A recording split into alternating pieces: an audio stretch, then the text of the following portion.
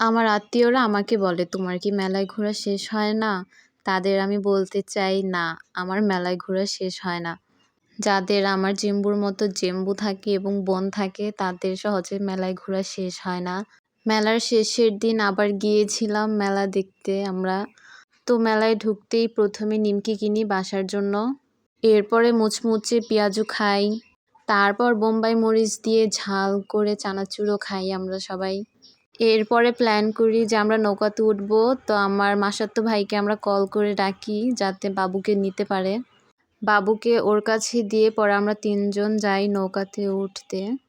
নৌকা থেকে নেমে দেখি হায়রে কি কান্না! ও ভেবেছে যে আমরা ওকে রেখে চলে গিয়েছি।